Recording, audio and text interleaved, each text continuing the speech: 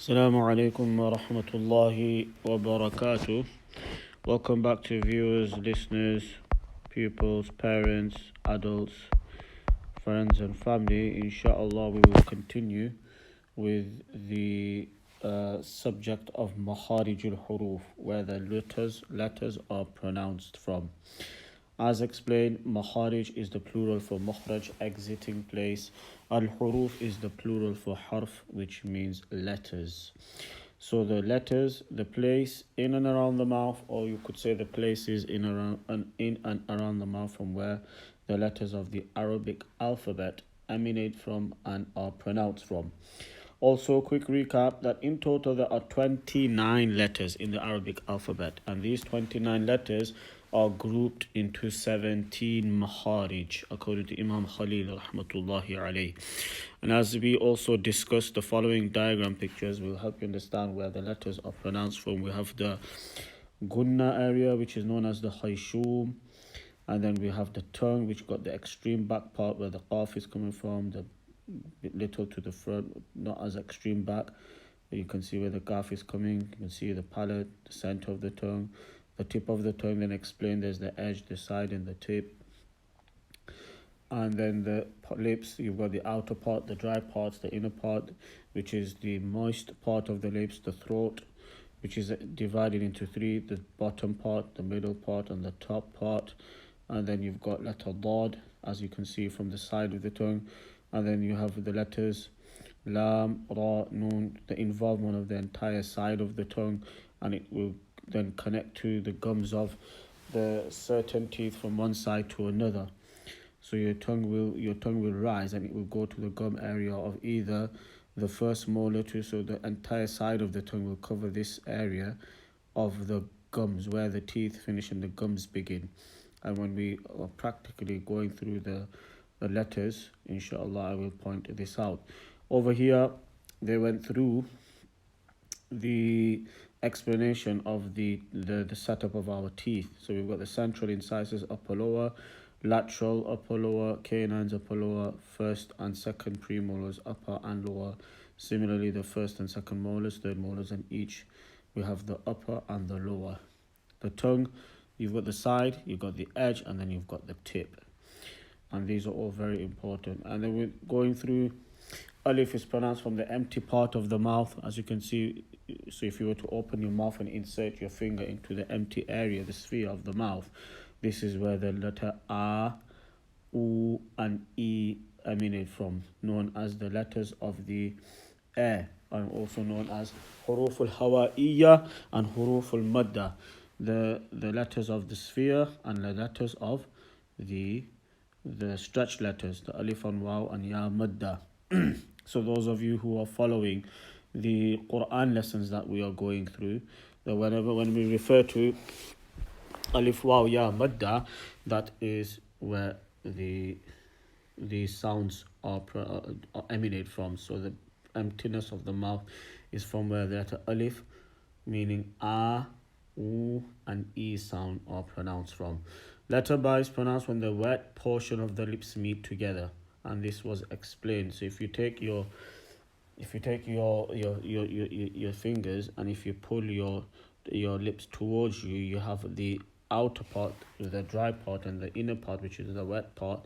When the two wet part of the lips, the inner wet parts, upper and lower, meet together, is when you are able to pronounce ba, bu, bi, bun, bun, bin, ba, bu, and bi.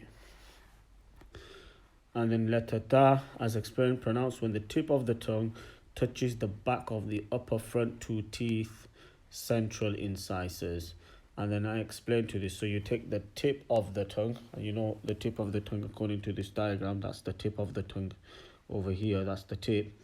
And it will touch the cavity area of the central incisors, where the teeth finish, it's literally between the cavity area where the teeth come to an end and the gums begin, in literally behind the teeth, the front two teeth.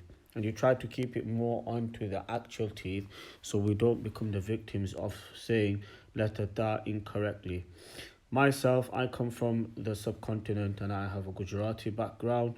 Many of us, when we were studying in madrasa, our teachers would say that, listen, children, you need to make sure you avoid saying the Gujarati te and dal and toy, as we used to say. So ta and dal and ta.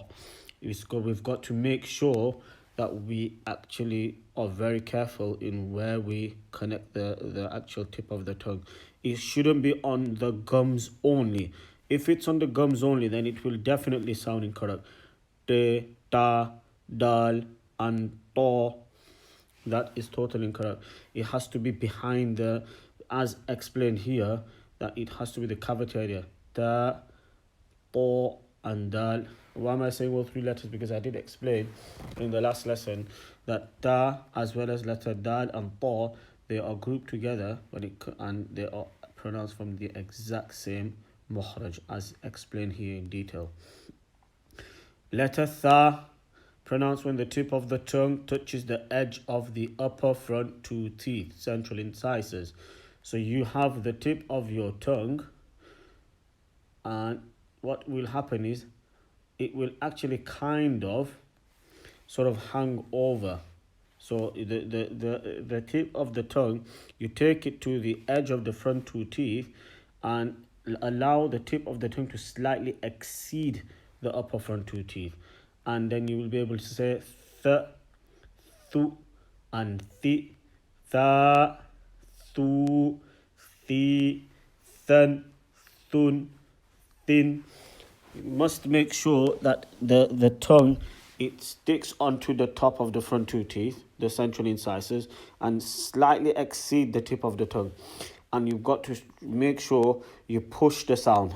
Th, thu, thi, thun, thun, thin, and tha, thu, thi. So continuing with the video, I will just merge the two videos together. Pronounce when the tip of the tongue touches the edge of the front two teeth center. So we have to push the sound. We have to push the sound. You take the tip of the tongue, you place it under the front two teeth, the upper front two teeth, and then you push the sound.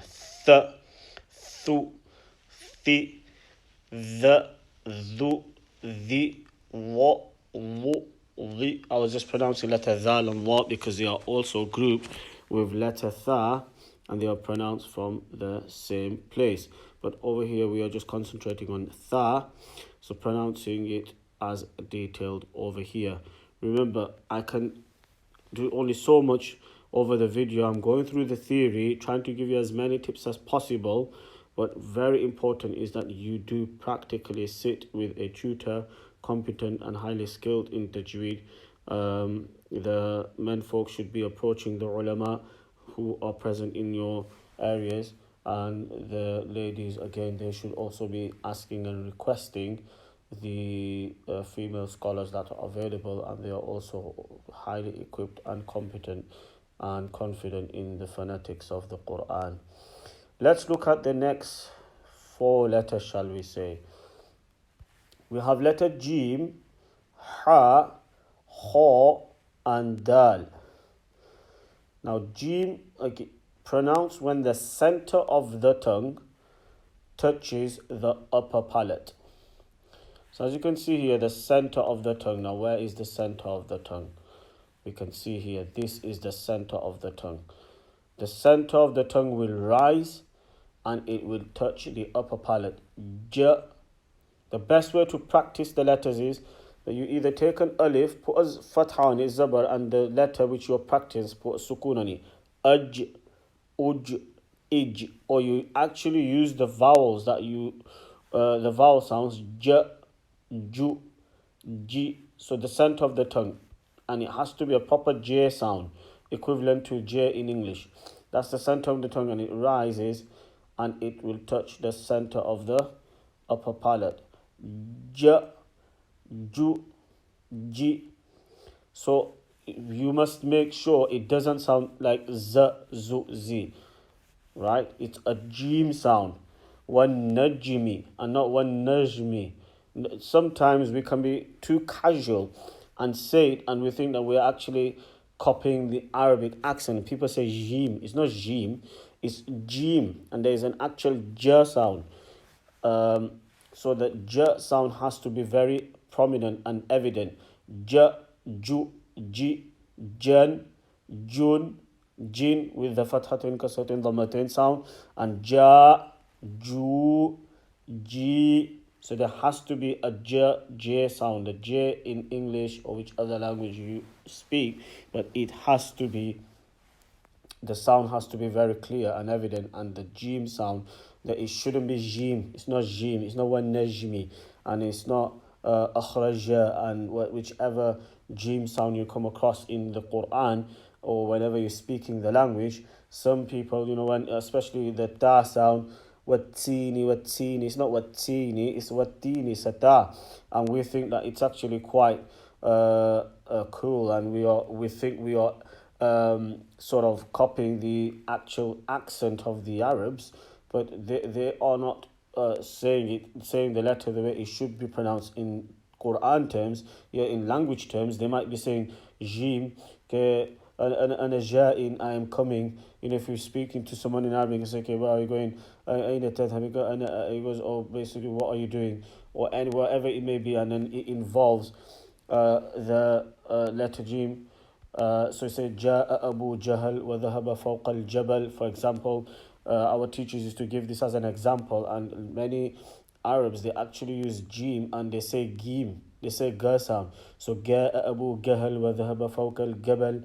So over here I'm just going to use the jim in its this example in the way the Arabs say جاء أبو جهل وذهب فوق الجبل. It's not ja, it's jim, it's ja. So pronounce when the center of the tongue touches the upper palate. And from this very same makhraj, letter ya with a dhamma, fatha, kasra, dhammatain, fathatain, kasratain, ya, yu, yi, yan, yun, yin, and letter sheen, sh, shu, shi.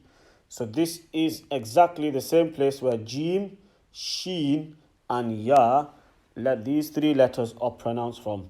They are pronounced from the exact same place, center of the tongue. So if you think about it, makhraj number 1, empty part of the mouth, we've got alif, waw, and ya madda being pronounced from there. Letter ba, from the wet part of the lips, it's letter ba. We've got ba, but from the wet part, it's letter ba only. From this particular makhraj, we have 3 letters, ta, ta, and dal. And also from this makhraj here, tip of the tongue touches the edge of the upper lip, we have letter tha, dhal, and dha. So 3 plus 3. And then you have here pronounced when the center of the tongue touches the upper palate, we have jim, sheen, and ya. So 9 letters. And if we consider huruful mad, we just consider it as one. Otherwise, if you were to add them as 3 separate letters, it would become more than 29. However, we have over here the 3 makhrajis from ta, tha, and jim. There is an additional, so with ta we have 2 more letters, with tha 2 more letters pronounced from the same makhraj, and with jim we have 2 more letters we have pronounced from the same makhraj. So in total that is 9 letters. Moving on to the next makhraj. Now the throat.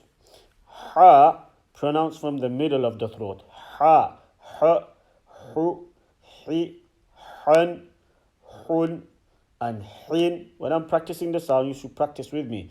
Han, hun, hin, and then ha, hu, hi.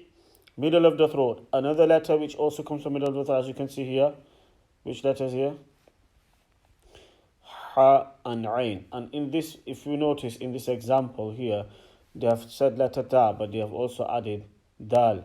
Ta and dal, and ta is pronounced from the same makhraj. And then over here you have got